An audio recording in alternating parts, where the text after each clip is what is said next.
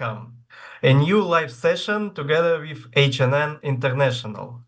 Today I would like to introduce our speaker. It is Xabier Arbe, our managing director. And today's topic, it is nutrition in rearing period. Today also I would like to highlight that Xavier will be live to clarify any questions that you may have about such interesting topic, nutrition in rearing period. It means that Xabier Arbe is an expert with a very busy agenda, and please use this great opportunity to figure out your challenges in the nutrition. How you could do it? It is very easy. You could use LinkedIn comments in the post at LinkedIn page of H&N International and add your comment, and we will discuss your questions and provide answers to your questions just after the presentation.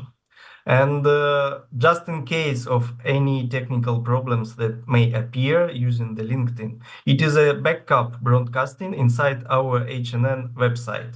The link appears also in our LinkedIn post. So please welcome and see the presentation. This presentation is supported by the technical service of nutrition of H&N. That person that is behind Fernando is one of the guilty ones, Ahmed Akpulat and myself as part of the technical nutrition service of H&N. So, we are going to see it again and again and again and again. This is the most important concept that we need to know about rearing. Again, we have the rearing situation where we are going to generate in the first 6 ways as the start of the rearing, the carcass, the structure of the bird. I mean, I don't know, but I'm a big fan of the Formula 1, and you need to have a good engine for having a very fast car, but also you need to have a very good structure to hold in that engine, to hold this engine that has to run until 100 weeks. The engine is done by David from the genetic point of view, but also with the management and the nutrition, we are going to create that structure that is going to hold the bird in production until, as I said, 100 weeks or beyond. So, in that concept, what should we do in the period of time from the nutrition point of view? Those first 6 weeks, we need to focus on try to invest a little bit in the raw materials that we are using. Because these raw materials that you can see here, mainly corn, soybean meal, they are the ones that they are going to be high digestible, and also the ones that soy oil, palm oil, and also coconut oil that you have here in Philippines are going to be the interesting raw materials to supply the nutrients. But also we have to realize, and you can see in this table, is that the availability or the effect is going to be depending on the age.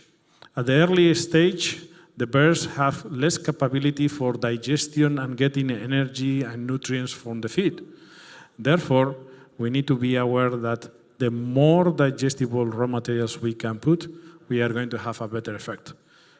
So at a certain point, we have to limit a little bit the byproducts, like the sunflower, the wheat bran, the rice bran that you have here.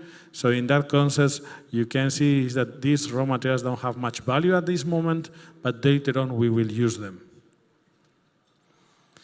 Also from the amino acids, here you can see that the brands, the rice brands, the wheat brands, we have to limit them a little bit because they are not so interesting for the chicks at this moment.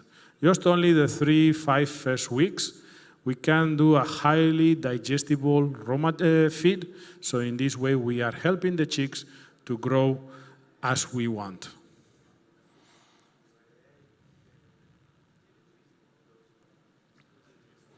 You can see here is that here in the case of amino acids, you see the effect of the digestibility. That's why I said is just go to some of the, let's say, more digestible raw materials, and in this way we can be more accurate. Just as a recommendation, okay?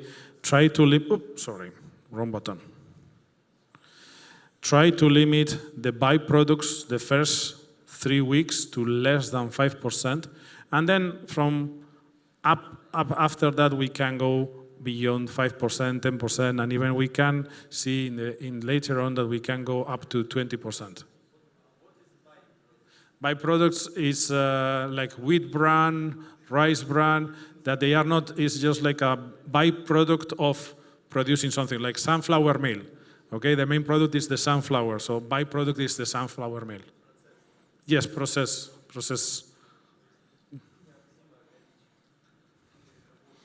Okay, so this is something that we are going to keep talking a lot, is the recommendations, as we discussed, is that, and some of them you got it right, don't change the feed until you reach the standard, especially if you see that you are struggling from the point of view of achieving this standard. You need to rethink different things, and we will go again how to manage that one. As I said, use the digestible feeds, limit the byproducts, and when you see some poor management farms and you are struggling, it could be recommended to use crumble feed. This is something that it can help a lot, especially when you are challenges of, as I said, management type of farm, having some crumble feed during the first 3 weeks. Later on, you will need to make a transition to mash if you want. And with this crumble, I mean, it can compensate certain, weakness of the farm. But if you don't achieve the body weights in rearing, the first factor of checking is going to be density, and as Fernando was mentioned, feeder space, feeder space, feeder space, feeder space. This is the main limiting factor we see worldwide. Can you tell me how much energy a broiler feed has? A starter broiler feed. Do you know? 3,000 kilocalories? So, I see people using 3,000 kilocalories, a broiler starter feed, and they are not able to achieve the body weights. Why is so? It's just a matter of density. A matter of density and the feeder space. I'm going to make an example. Okay, so 1, 2, 3, 4, 5, 6. 6 people. In this first line, we have 6 people, and they are sitting in their own chairs, no problem. If we put 1 plate of food to each of you, no problem, no discussions, you are going to eat, and then you are going to get, again, full your stomach like yesterday night. But what happens if we put 2 more people there? The first thing that they are going to do is going to fight for the seat, because there are no chairs. And then, after they fight for the chairs, they will be fighting of the food that there is on the table.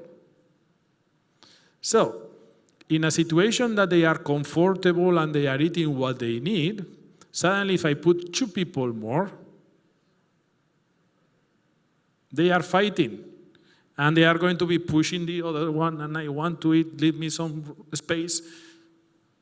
And nobody is going to eat. Yes, you will eat, but you will feel very uncomfortable. Okay? So, why we say this? I mean, and this is nothing that we are saying anything new. But you can see in this that we have different densities. And in these densities, we can see that at early stage, already there is an effect on consumption, and it's going to have an effect in body weight. I have seen people like you investing a lot of money in feed because the chicks are not growing. And when the chicks are not growing, they are asking the nutritionist like Nadine, hey, do something. And what she's going to do? Put more energy, put more nutrients. Because when something is not growing, what we do? We concentrate the diets, and we spend a lot of money, and we put a lot of energy there, and everyone gets angry and frustration. But you can do much when you do less chicks. And this is something that we have to realize. High density decreases consumption, and that's low body weight. And when we have low body weight in these first 6 weeks, as Fernando was mentioning, and you know now very well, is that you lose development, body development. So, here comes a joke. What they have in common, a Filipino farmer, Pakistani farmer, a Sri Lankan farmer, Spanish farmer, Brazilian farmer, and an Argentinian farmer, when they have a new house. All of them, they make the first question, the same question. Can I put one bird more? And what is the second question? Can I put 2 birds more? Because that's how all of you are wired. You buy a house, and the first question you make to the guy who is selling the house is, can I put 1 bird more per cage? And then, I think I can put 2nd bird more. Huh? My friends from Gamma. Huh? And the friends there, can I put 3 birds more? What is going to happen? Because, I see a space. There's some room there. I see some space. But again, the first thing that we need to think about is, what is the comfort of the bird? Are they going to grow? Because they are going to be competing. And then you are going to get frustration. You don't get body weights. Then you are going to call, there is a prolapse, and they are going to say, David, your birds they are prone to prolapse. But it's about the development and the space. So, once we go through that period of the starter, we are going to be in the growth phase. In the growth phase, what we know is that energy needs are going to be a little bit, still going to be high, but we are going to have that, and the amino acids also going to be high. But the advantage that we have is that we should have a little bit more feed intake. So the important thing is that we are going to maintain the proper development with the management and with the feed. So we are going to make a feed a little bit less concentrated to compensate that there is more feed intake. And also we are going to start stimulating the consumption and also teaching them to eat the fines.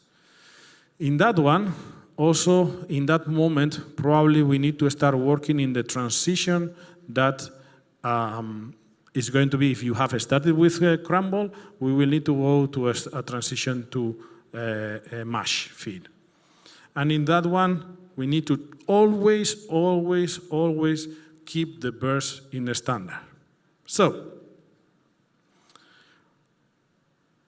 I talk about eating the fine particles. Let's see if we can see the video. So, here we have some brown birds, brown neck, eating. And what do you see in the behavior? They always jump to the big particle.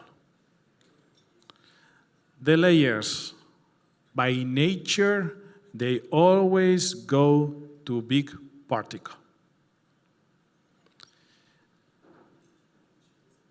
There is a, there is a farmer culture that says that the hens like corn. Yes, it's true. But it's true in the countries that you have corn. I come in a country that we don't have much corn. We mainly have wheat and barley. So it seems that the Spanish layers don't like corn. They prefer wheat and barley. That's not really completely true. What they like is coarse particle. When you put the hens in front of them, any feed, they always going to jump to the coarse particle. Once they eat the corn, they will jump to the next coarse particle that they see in front of them. This is what these birds are doing here in this video. So sometimes we might think that our layers are a little bit stupid. They don't look like they have a big brain. But they know very well how they are more clever than we think, and they know how, or they can detect our feeding patterns. The more we feed them, the more they are going to wait to eat the coarse particle. I know that long time ago there was a recommendation, and I'm going to say very clearly, there was a recommendation from Highline that says when they are not eating, keep moving and feed them more often. Well, I would say that I disagree, and especially with our birds, you don't need to do that.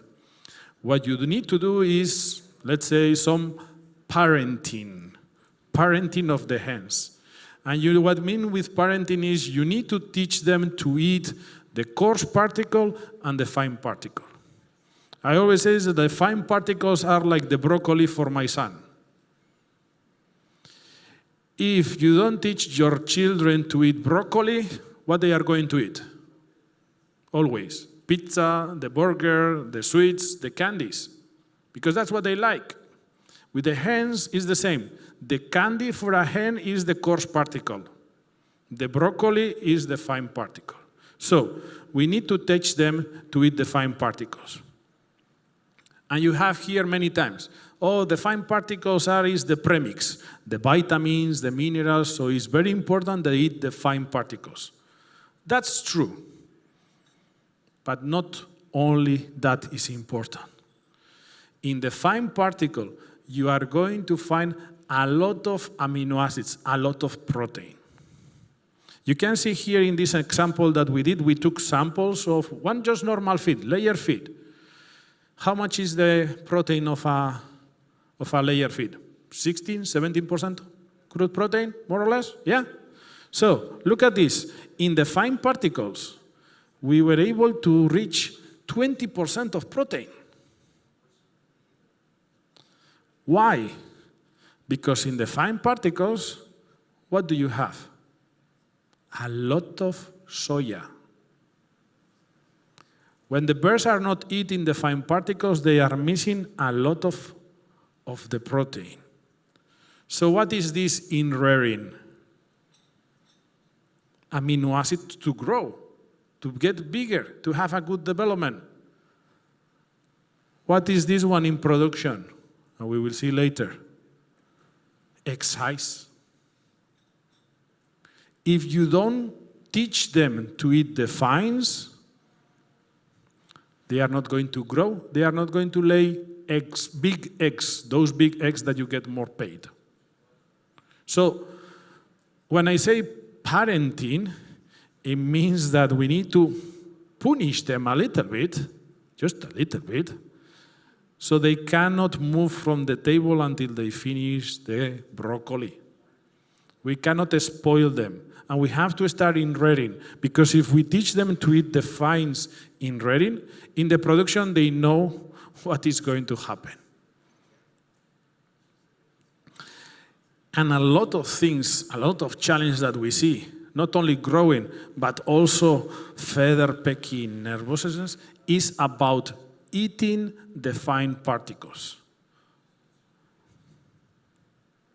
So, how we do it? The training. Okay, the first question. Raise your hand. Who feels nervous? And please raise your hand, when you see this picture in your farm. Who feels nervous? Raise your hands. Who feels nervous when you see this one? Come on. Who feels nervous? Nobody? You feel nervous, yes. You are honest man. Come on, who feels more nervous? When you see this one in the farm, who are you going to do? What are you going to do? You are going to blame the farm boy because, hey, the birds don't have any feed, correct? Yes? So, this is something that we encourage you to train the birds. So, the idea is that you should start at week 5, trying to do it 2 to 3 times per week. And then once you reach the week 6, you should try to empty the feeders 1 time per day. But this is something we want to see it at midday. So what do I mean with midday? It's more or less 10, 11, somehow. You make the last feeding of the morning. And you don't feed again until you see this one. But maximum time that the feeder should be like this is 1 minute. No 2 minutes, no 5 minutes, no 1 hour, no 3 hours. 1 minute. 1 minute, no more. No more. Why? 1 hour. Yes, and what is going to happen if you do 1 hour? The birds are going to get very nervous. They are going to be very excited because they are hungry. And when you feed again, what is going to happen? All of them, they are going to jump and they are going to start scratching each other and pushing each other because you have kept them too long without feed. This is management. This is your job to be sure that this one is happening. At the beginning, it's a little bit difficult because you don't have the practice. But then later on, it's just basics, things that you already know how to do it. And then, once I'm going to do the feeding, let's say 12:30, 1, depends on how fast you reach this one, you are going to make a double feeding or a stack feeding. Why we want to do this one? Because the birds are hungry. So in the first feeding, who is going to eat first? The big sisters. So we do one feeding, and then we feed them again 30 minutes after the first feeding. A double run. Because in this way, we are going to stimulate that they are eating the fines, the broccoli. And this helps a lot from the point of view of management, production, development, exercise.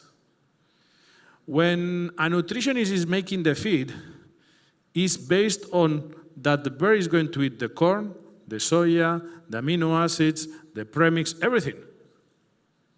If half of the food stays in the feeder because they are not eating the fines, we are not feeding the birds.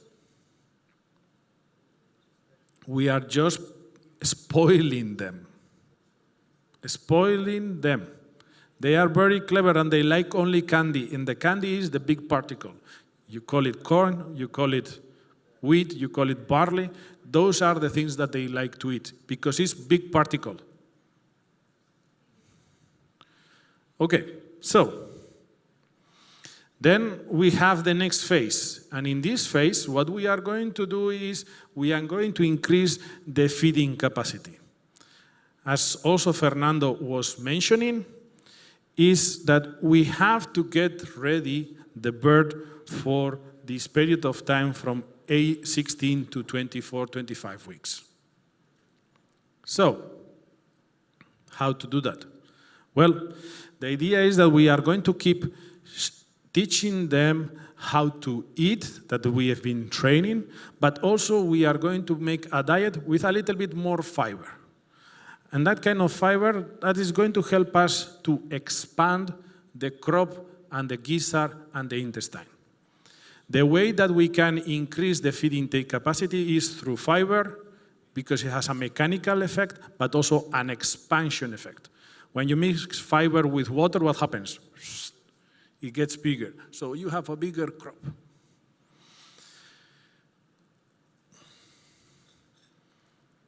And at this moment, we also need to get the body weight and also the standard of production. And with that one, I want feed intake capacity. Oops. Feed intake capacity. How many kilos do I have to give to a super nick in Reading? How many kilos does it eat a brown nick in Reading? I don't know, and you don't need to know. The message that you need to know is that I want a pullet at 16 weeks with the highest feed intake possible. That doesn't mean that in production is going to eat more, but it's going to be very well prepared to have this situation, to manage this situation. And it's just a matter of little details. And I want to show you an experience that we did with a big integration, the seventh egg producers of the world, where they were making their own diets, and we just put a little bit of fiber in the diets. I know, here you are in Southeast Asia, it's easy for you, but still some people don't believe much about this effect. With the rice bran, with the wheat bran, with the palm kernel meal, with the DDGS, you are able to achieve this value very easily. But you can see is that some people still don't believe on that one, and here we saw it, is that these birds at 17 weeks, they end up with 62 grams, and with just a little bit fiber, look at what a big difference we made. And this big difference is important for what is going to happen next. And what is going to happen next is a big challenge. There is a big growth. All this sexual maturity, bone development, and also some fat development. In this period of time, what I'm missing here, also the production of the first egg or the second egg. How the bird can overcome this challenge? It's only going to be through feed intake capacity. It's not about putting a lot of nutrients because the bird is not in it. It's about giving her the possibility of eating. And this has to go with the job that we are doing in this period of time. Just imagine if you finish like here before with 62 grams. To overcome the challenge, it's going to be a big problem. But if you are coming with 71 grams, the challenge is going to be less. We want to achieve the birds that arrive to the 100, 110 grams as soon as possible. So if we are starting already with 62 grams, we are in a disadvantage. We are starting the race just from there. We need to reach there, and I'm starting here because I have 71 grams of feed intake. If I have 75, I'm closer to 110. If I finish with 80, I'm closer to reach my goal. So, try to finish in Reading with the highest feed intake possible because that's going to give you the better start in the production. And for that start, I know that most of you already have downloaded our management guide, the old one, so please, if you have it there, okay, yeah, he has it. So go to page 42, just erase it.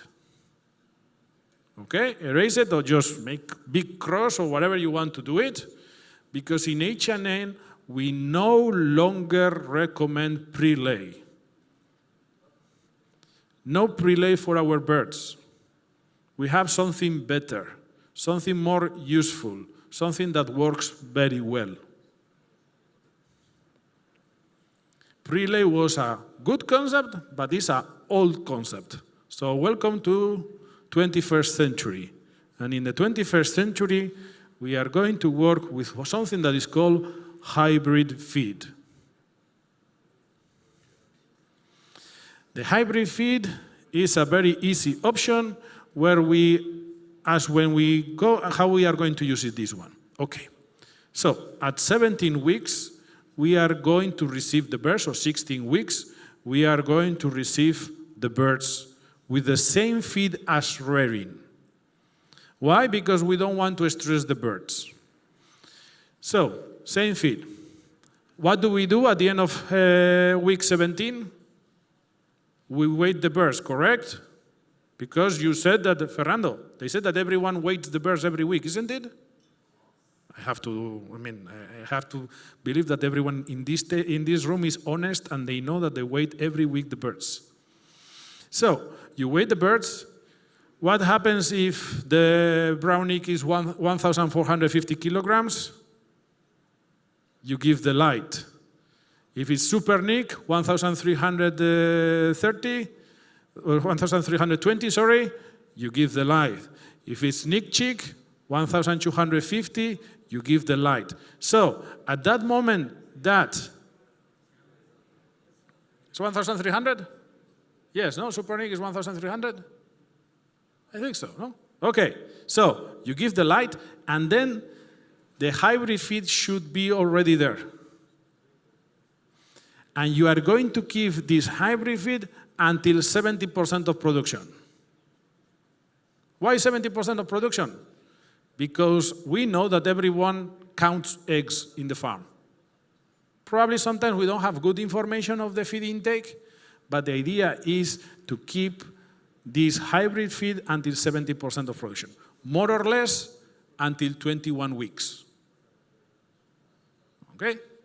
So, from 17 to 70% of production, or 21 weeks, we keep this hybrid feed. And later on, you go to phase 1, layer 1. Okay? So, what is this hybrid about? Okay? This hybrid about is based on, I'm going to go back a little bit, I'm going to change a little bit the order. We know that the birds, the more amino acids that you feed at the beginning, bigger egg size they are going to show. And also, we know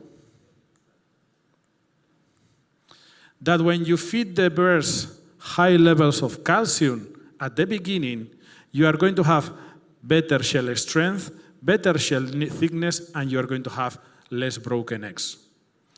You have seen in that period of time, at the beginning when we are showing the slides, is that there is a big growth of bones from 16 to 24 weeks. Remember, in one egg, 40% of the calcium is coming from the bone. So we need to have a good bone development with good reserves of calcium to get good eggshell quality. So, what is this hybrid about? In this hybrid, we don't need, sorry for those taking picture. We don't need much energy, low energy, okay? 2,700 maximum. Then we are going to put a lot of amino acids, a lot, and don't be shy. Why? Because the bird needs those amino acids for growing the body weight, for the first egg, for all the development. And here comes then the other part, is that we are going to put calcium, a lot of calcium compared to what traditionally it was recommended. And what we are going to do is with this 3.8% calcium, at least 60% it should be in coarse particles. Why coarse particles? Because we know that the hens, if they want coarse particles, they will eat it. And if they don't like it, they will leave it, drop it. And also we are going to put certain level amount of high levels of phosphorus, because phosphorus is important for the growth of the bird, for the deposition also of the bones. With this one also we are going to put fiber, crude fiber, to promote the feed intake, as we have done in the developer, and also salt. Not sodium, salt. Because the salt stimulates the water intake, and with the water intake you increase the feed intake. Someone is going to say, hey, Xabier, I see some eyes there, saying, Xabier, that salt, what happens then with the wet litter, or with the wet things? you are only going to give it for 5 weeks. It's not going to be time enough to create any problem. Okay? So, with this idea of this hybrid, we want to get better response of egg size at the beginning and better development. So, you can see here in this experience, again showing that some of the job that we have done, that at the beginning we are getting at least 1 gram more compared to the standard practices that usually the industry is doing. This hybrid, it gives you a better start, but also better start of eggs. But then, as in H&N, we are always having an evolution. I want to show you the evolution of the hybrid. So I told you that page 42, you can erase it. Good. So now probably we need to erase also page 43, where is the hybrid recommendation. Because since October 2023, H&N is the only genetic company who has a facility for making nutrition trials and try to understand how to feed our birds better. So there is a facility that is in Turkey and is managed by Ahmed. We have done an evolution of what we can call the hybrid 2.0. In this hybrid, as you can see, we are keeping the same level of energy. We are increasing more the amino acids, and we keep a little bit more the concept, a little bit more of phosphorus, but also we are recommending additional things.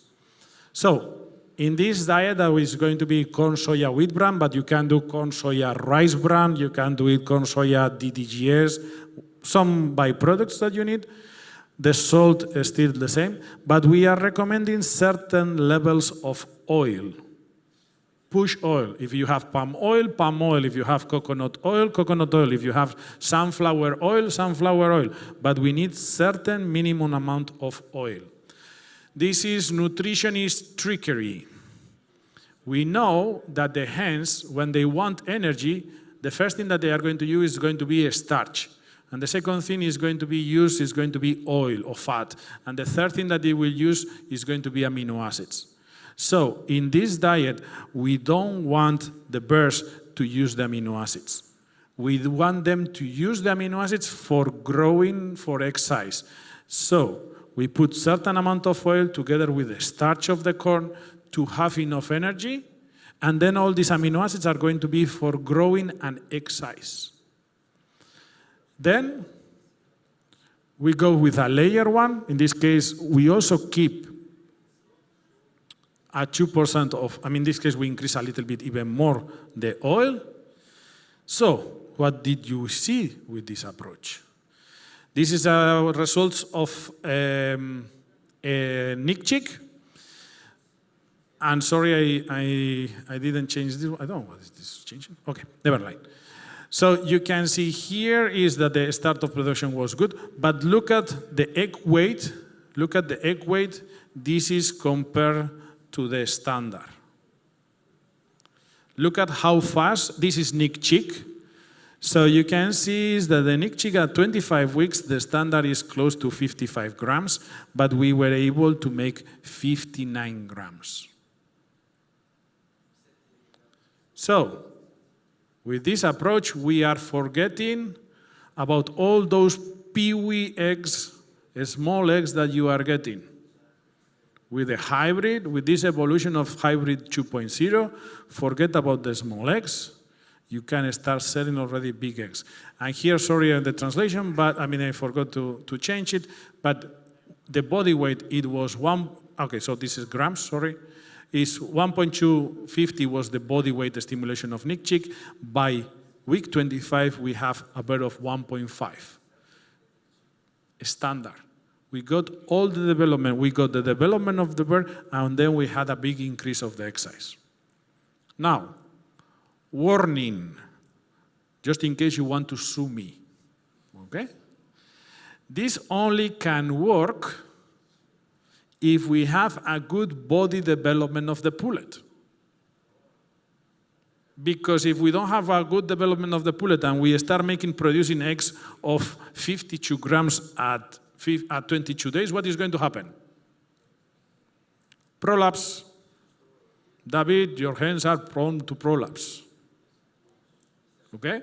So, this is a very good tool to have early eggs, early big size eggs, but you need to work, as we have discussed before, in the good body development, right body weight at stimulation.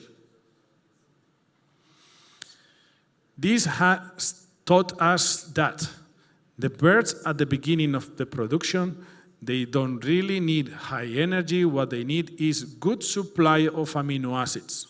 And with a hybrid, with the trickery of a little bit of the nutritionist of H&N, you can get egg weight faster than before.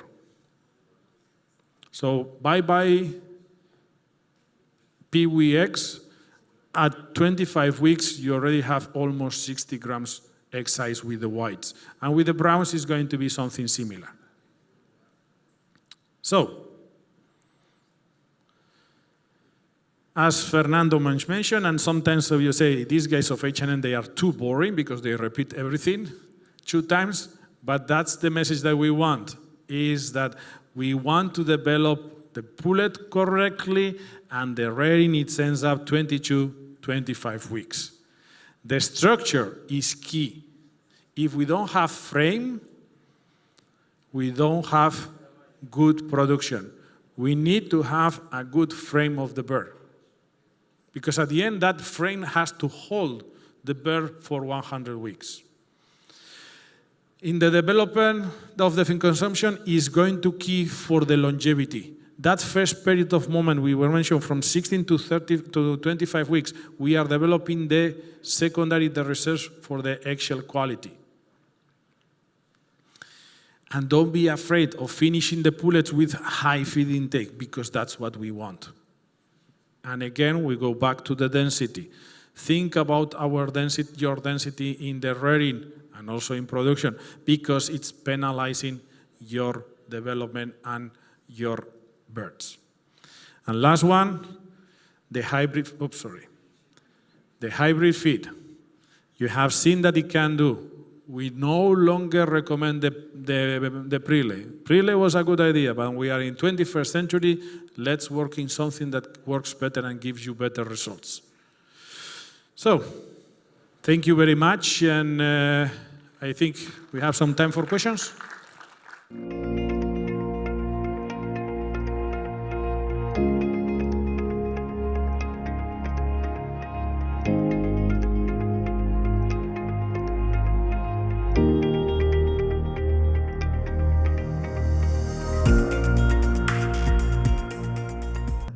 Now it is a good time for our live questions and answers. After this, I hope, very interesting and useful presentation for you.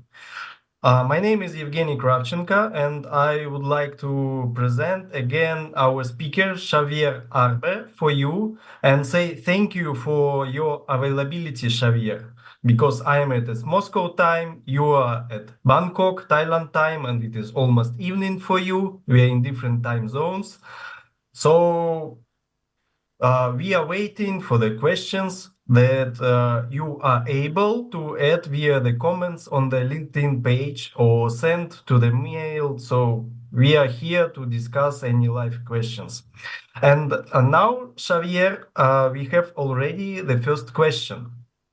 And the first question from Kira is there a published manual for the hybrid feed where we can have a reference for the feed formulation? Thank you, Evgeny, and good to see you and meet you again. Thank you for the audience for the questions that probably you are writing. So yes, the first question I would say is that in the manual, in our management guide, if you go to page 43, under the what is called the onset feed is what it is, the hybrid feed. I mean, I have to say is that marketing-wise, at the beginning, we didn't know what name to put to this feed, and we put it like at the beginning, the onset feed, but I think a little bit more catchy is the hybrid feed, and you will find it in the page 43. Nevertheless, I mean, if you have any question about it, always don't hesitate to contact us, and we will try to support you with the questions or doubts that you can have about the hybrid feed. So, at summary, our management guide is a good basic tips book. So, please enjoy reading the management guide, and you will understand a lot of interesting things about management, about nutrition, biosecurity, and everything regarding the management of our flocks. Definitely. So again, if you have any questions, please add a comment in LinkedIn, and Kira, it is our marketing team, will provide it to us and we will discuss. Don't hesitate this opportunity to ask a question to Xavier. And the next one. Hi, Xavier. What kind of the fiber source you could recommend for the hybrid feed? Thank you for the question. Yes, thank you for the question. I would say is that I mean, I don't know where is this person is calling, but okay, let's make a little bit the area by area. If you are in Asia, I would say is that you can use wheat bran, rice bran, and coconut meal, for example. Also, if you have some canola meal, also can work. And if you are more in the Russia, Middle East type of situation, I would say is again, wheat bran is always going to be there available. Sunflower, definitely, and also canola if it's possible. In the Europeans, okay, put in some, for the Europeans, put in some sunflower meal, also some barley also can work, and again, also wheat bran usually is always available. If you have some DDGS, also can work. And if I go to the America part, definitely DDGS, wheat brands, sunflower, if you are probably in the south of Latin America, more or less, those would be the sources or the raw materials that you can use as a fiber source if it's available in your region. We have some clarification that this question comes from Indonesia. So then I would say is I said rice bran, wheat bran, and rice bran, wheat bran. Coconut bran, you said? Sorry? Coconut meal. I mean, in Indonesia, not so much, but what you can do is you can have some palm kernel meal. Also can work for that as a levels of increasing the levels of fiber in the hybrid. Thank you so much. So it seems that we are always trying to be adaptive to the raw materials we get in different zones and regions. And it is very useful to ask our nutritionists to adapt the perfect diet to the situation you have with availability in your region or in your city, town, farm, and countryside. Definitely. I mean, it's always, always says we have everyone has a budget and needs to make a feed based on that budget. So try to make as local as possible, because then you will save some money there. It's true not to use Amazon delivery to make an overseas delivery for the perfect diet. Definitely not. Yes, try to get what you could easily and I say constant supply from the proven supplier in your region and use these components in your diets. Definitely. And another question.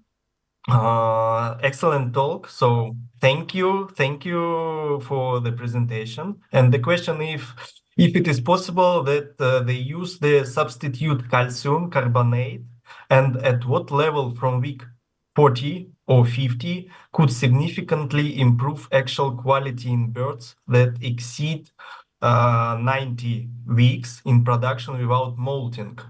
And how can calcium assist in the presence of IBV issues? IV issues or IBV? IV virus? Okay. So I'm sorry, but the nutritionist cannot replace the job of a good veterinarian. So, I mean, it's difficult for us to fight against diseases. That one, I guess that is more the job of our colleague, Fernando Carrasquer, that I guess that he might have another talk in the future, or we need to ask a little bit to talk about it. But saying about the calcium from the point of view of eggshell quality, we always encourage to all of you, as the hens get older, increase the particle size, the coarse calcium in the diets. What do we mean with coarse calcium? It should be an average of 3.5 millimeters particle size. Also, one of the things that is going to be important, as we say, is like, okay, you start with a 70, 75%. At 45 weeks, you increase at 80%, and 65, 70 weeks onwards, 85% of the calcium should be coarse particle. Saying this one, you need to be aware is that there are, I'm sure that you are from time to time suffering, is there is a lot of variation from the point of view of the particle size and the dispersion of the type of coarse calcium that you can find. So what do I mean with this one?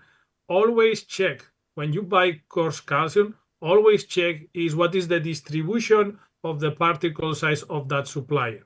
Because you might have very nice amount of coarse particle that they are 3.5 milligrams, but millimeters, but you might have other small particles that they might be below 1 millimeter in that the same batch. You have to take into account that if your coarse calcium is already bringing 10% of fine particle, forget about using the fine particle. It's already in your coarse calcium. So when we give you a recommendation says it's 85% of coarse calcium, yes, but also check how is the particle distribution of that coarse calcium. So be aware about uniformity of the particles you receive from your supplier. Check not only the maximum minimum size or average you get in the batch, but also check the uniformity. How stable is the size of the particles? Okay, thank you very much. And the next question. How about minimum linoleic acid in hybrid feed? Some textbook recommended linoleic acid more than 2.5% in the beginning on laying period. So, I mean, there is, I guess that book, we need to update the chapter because one of the things that we have seen in the different trials is that the linoleic acid with 1.5% is more than enough. There are experiences where that experiences that the question is talking about is mainly using soya oil. That's the only way or easy or fast way that achieving those kind of levels. But having the same amount of added oil from palm oil has the same effect as long as you are achieving that 1.5% of linoleic acid. Thank you. Thank you. Next question. There are many H&N Supernic manuals in the net. Oh, maybe yes. May I ask, what version should we download? Is there a new version for standard reference? So I would say is that the best place to go and find our manual is going to be in our official page, www.hn.com. If you put it in the Google, you will find it our website very quick, very fast. That's where we always have the most updated ones. Just, Eugenie, this 2024, we have updated a little bit the management guides with new performance data. So Yes. if you want to not only review the nutrition, but also the latest improvements in the genetics or the consolidated improvement in the genetics, that's where reference should be. From other places, I don't know if they have updated, but I always say is go to our website. Yeah, and it is very good question. I am as a part of the H&N team working with you, customers, could also explain that it is different ways of getting updated management guide. You could log in at our H&N website, and we have campus there and the part with downloads. And in downloads, you could find management guides for parent stock, because I don't know if you're asking about parent stock or commercial layers, but we have two versions, for parents and for commercials. And we update them not every year, but from time to time, because we are working constantly about genetics performance, the production performance, egg weight, egg size, feed consumptions from year to year, we have changes in manuals. So also you could ask your H&N distributor about the updated management guide. It is also a very good choice to go directly to representative of H&N in your region, like me, and ask, hey, where is my latest updated management guide?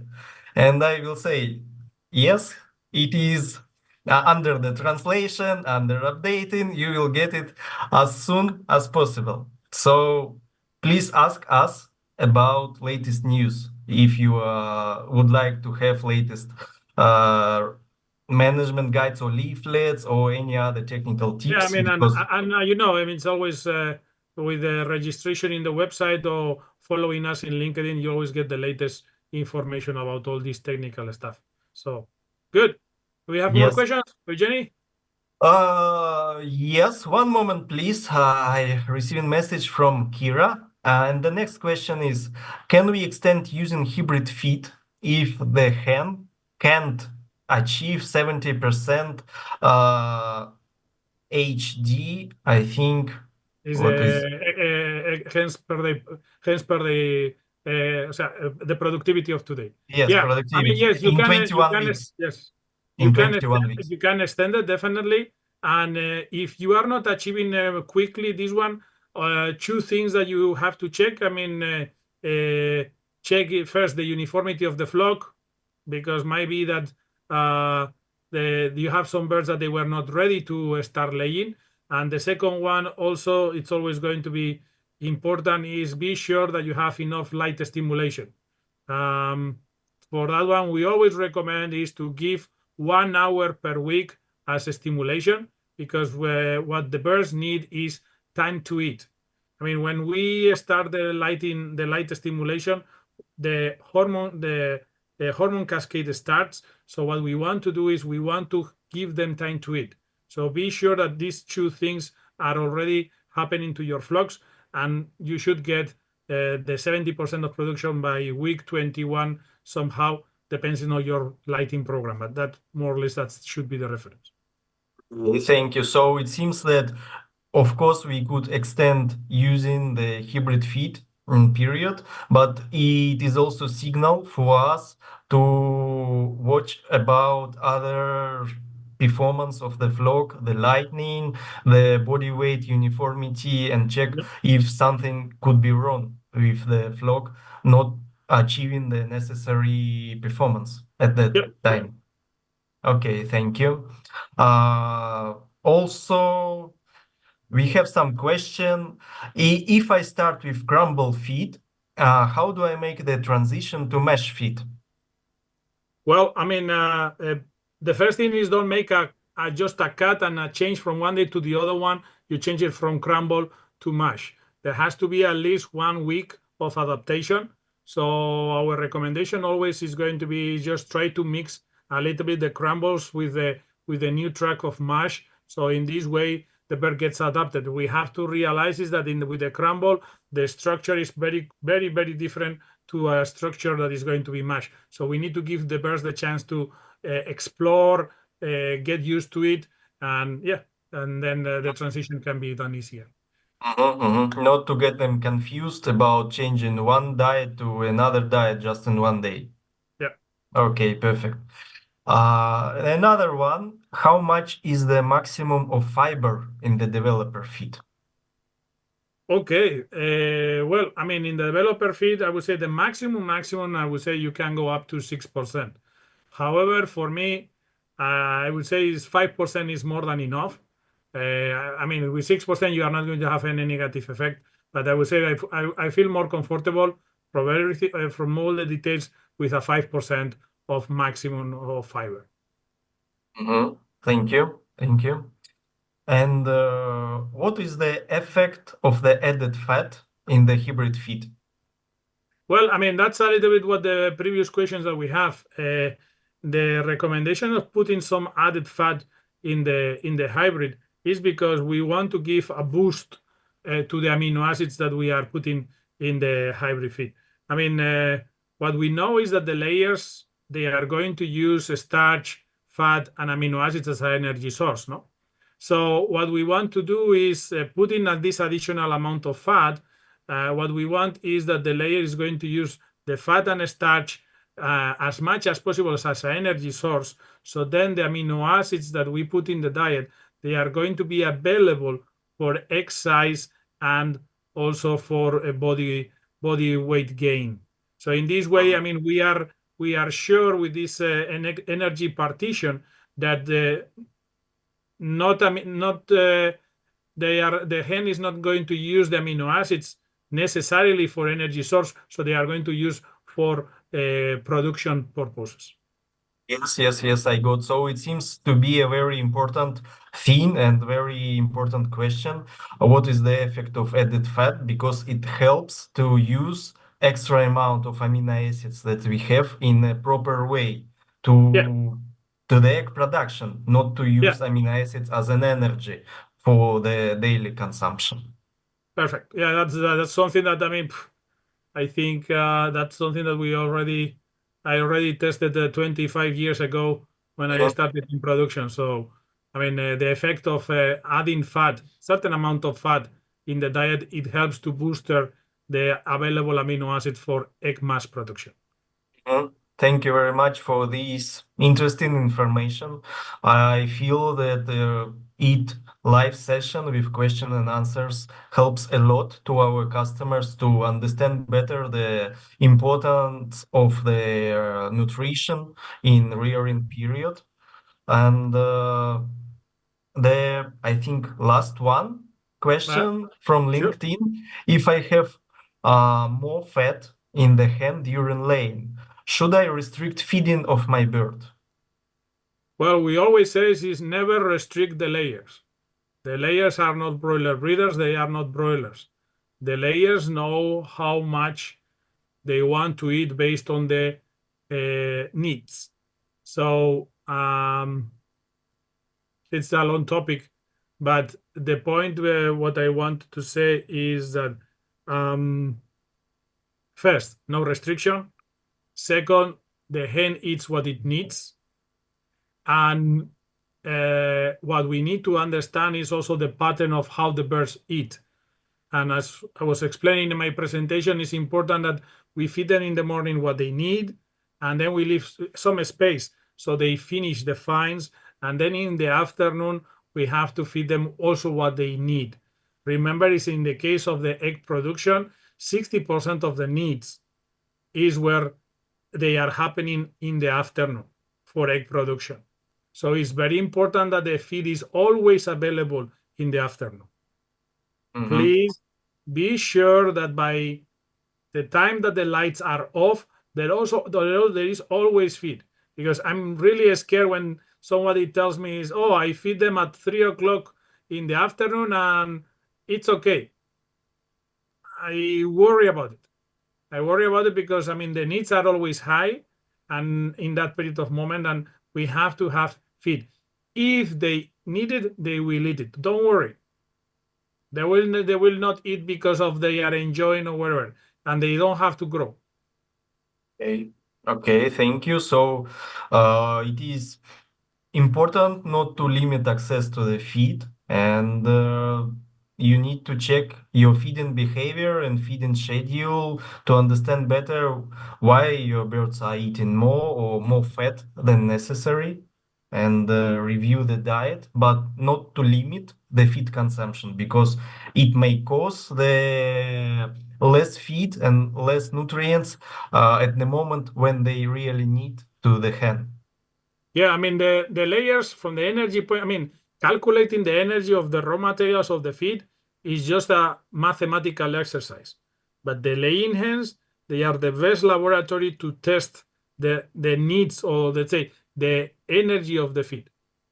And related to this one, we always say in H&N is that you need to have a target feed intake. When a nutritionist is making a layer feed, the first thing that he or she has to inform the egg producer is this feed is for 115 grams, 110 grams. But that doesn't mean that the farmer has to deliver 115 grams exact. We always said is just give 2 to 3% more of it, and then that's going to allow you to evaluate how accurate is the nutrition that you have. If you have a target feed intake of 115 and the hens are eating 120, there is a problem in the accuracy of the formulation or in the accuracy of the needs of the birds. But at least you know. And you, I mean, because if that bird that is eating 120 and you gave it 115, that bird is going to suffer. It's going to have a bad production. It's going to get nervous. It's going to have a lot of issues. So that's why I say is first, you need to have a target feed intake. And then in the delivery of the feed, you have to play with 2 to 3% to have some cushion to see how accurate is the energy of the corn, the energy of the soyas, fats, and the rest of the things. So it seems to be very important based on your available ingredients to make a diet and set a target daily feed intake and focus on this amount and add 2-3% more, but not more than this extra feed, and check if it is available to get target feed intake or not. Yeah, Okay. and especially because you give 2 to 3% and then you go 6 o'clock and all the feed is gone. Okay, you have to feed more because that means that the birds are eating more than what expected. But then the next call is, hey, what is happening here? By 6 o'clock, my feed is gone. Because that's not something wrong with, I don't know, test of the ingredients, maybe the energy that you... Or the needs. So the needs of the birds, I mean, sometimes, I mean, we thinking that, okay, the bird is going to produce until here, and then they are producing even more because of the genetic capacity. So if they are producing more, they are going to be more nutrients. So, I mean, again, as I said, the hens are a very sensitive machinery for testing the quality of our feed. So definitely is a target feed intake, deliver 2 to 3% more, and see what is the behavior of the hens. If they are eating everything, okay, we need to feed them more because they need it for keeping the production. But then we have to come back and say, okay, what was wrong there or what we have to review. Yes, it is step-by-step thinking. So if they need to eat more and the feeders are empty, feed them because you don't need to limit the feed, but come back to the previous step and check why it could go wrong. Maybe the conditions, because in different conditions, the for example, amount could be different. Eugenie, something that could be close to you is some of your customers suddenly the winter comes faster than expected. And instead of having a nice temperature in the barn, that suddenly is below 20 degrees. So suddenly the temperature is 15 degrees. So that's going to push to have more feed intake. That doesn't mean it's bad, but it's because we need to adjust that. We need to think the temperature is lower and the birds are going to eat more. If we don't give that feed. Yeah, it's true. If it is suddenly becomes too cold and the temperature goes lower inside the house and you don't focus on the heating system and keep providing the same daily feed intake amount, maybe it will end faster than usually. Yeah, it's going to end the feed fast and the production also is going to end fast. Yeah, and then it will be a next question, drop down in the production. And we say to you, come back again to the previous step. Let's check the conditions and everything. So a lot of, let's say, points are very connected. And we need to be confident about results, about analysis of the feed, and then we need to make our diet based on the availability of the local ingredients, make the target feed intake, and keep going and keep collecting the data again, because if you don't know the actual data, it is just the questions about if it is low production or good production or production is not so good, but we need to understand the real data about the flocks to say if something really related to the nutrition or it is more. Yeah, I mean, just I give you a quick, I mean, I don't know how much time, I think probably we need to finish soon, but just give you one quick example. I mean, let's put it in this way. one hen, the body weight is 1.650. If I give, and I have another hen just next to each other, with 1.7 kilos, just 50 grams difference, that means that the bigger one needs 4 kilocalories more per day. We give the same feed, and the bigger one is going to eat more. If you are restricting that bigger one, you are going to punish it. With the same feed, the 2,750 kilocalories, I have 1.650, I have 1.7, this one is going to eat more. Is it wrong formulation? No. It's just that one berry is bigger than the other one. Yes, and it could be common because the uniformity is always a little bit and we are talking different. It only, is live animals. And we are talking about 50 grams. 50 grams, okay, it's not so It's much. nothing. It's nothing, no? I mean, it's not so much, but that's going to be 1-2 grams more of feed intake, no? Yeah.